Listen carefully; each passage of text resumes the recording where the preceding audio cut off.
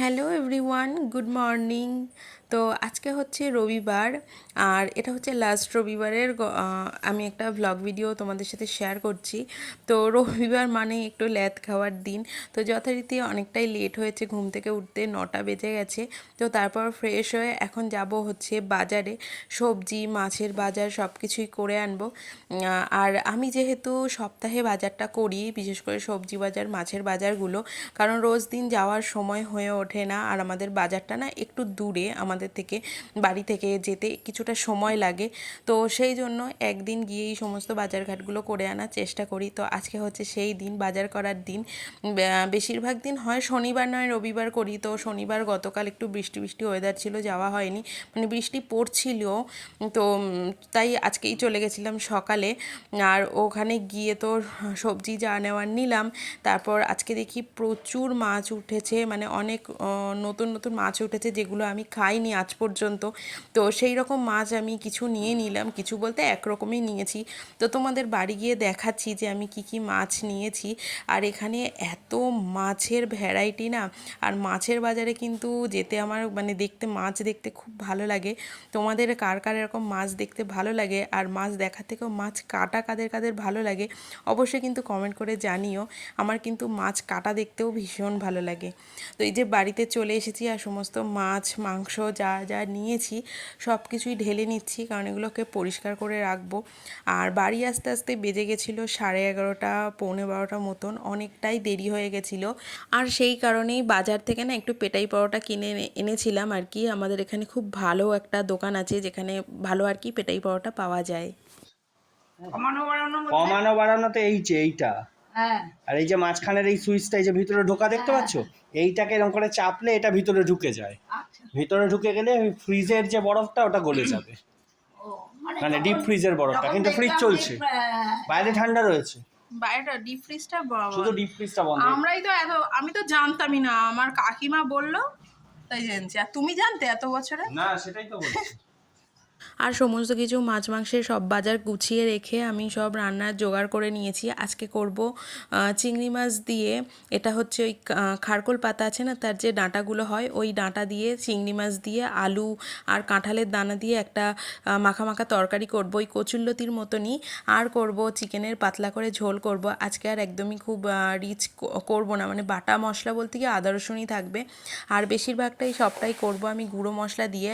আর পেঁয়াজ বা বলো ওই টমেটো কোনোটাই আমি বাটবো না আজকে, সবটাই আর কি গোটা মশলা দিয়েই করব। এরকম একটু হালকা পাতলা করে লাল লাল করে একটু আর কি খেতে ইচ্ছা করলো, তো সেই জন্যেই। আর আজকে আমার রান্না করতে করতে অনেকটা বেলা হয়ে গেছে, এখন বাজে প্রায় 1টা। তো যে টাইমে আমার সমস্ত রান্নাবান্না কমপ্লিট হয়ে যায় তখন আমি আজকে রান্না বসাচ্ছি।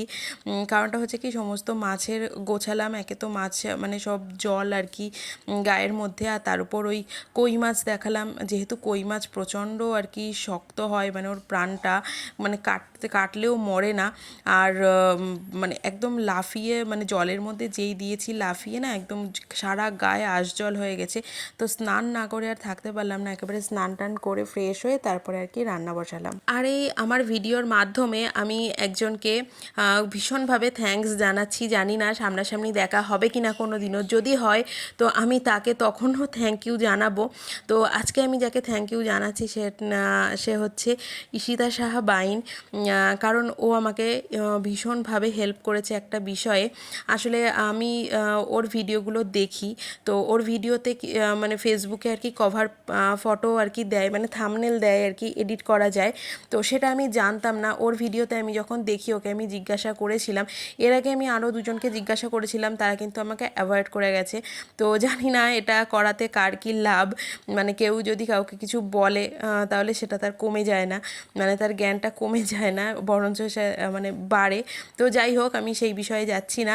তো কিন্তু ওকে জিজ্ঞাসা করাতে ও কিন্তু আমাকে খুব সুন্দরভাবে বলল যে এইভাবে করলে কিন্তু আমি এই থাম্বনেলটা এডিট করতে পারবো।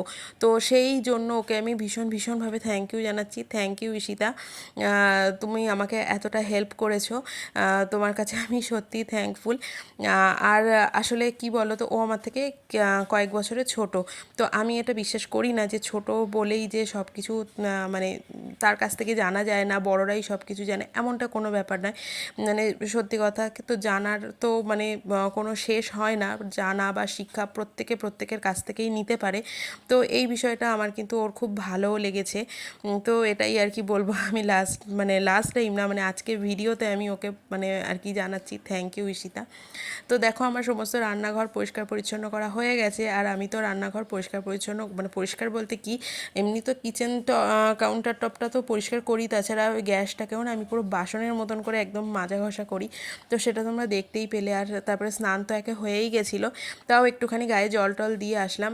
এখন বসেছি লাঞ্চ করতে, আর এখন আর কি খাবো, বাংলার যে সিজন 2 বিগ বস ছিল, তো সেইটা দেখতে দেখতে এখন আমরা দুজনে আর কি খাওয়া দাওয়া কমপ্লিট করে নেবো। আমার না বিগ বসটা ভালো লাগে। তো হিন্দিটা শুরু হয়েছে, কিন্তু হিন্দিটা না আমার খুব একটা ঠিক ভালো লাগছে না, কেন জানি না। আগের বার একটা ভালো লেগেছিলো, কিন্তু এইবারটা না ঠিক ভালো লাগছে না। তো তোমরা কারা কারা কিন্তু বিগ বস দেখতে ভালোবাসো অবশ্যই জানিও। আর আজকের ভিডিওটা এই পর্যন্তই, ভিডিওটা কেমন লাগলে জানিও।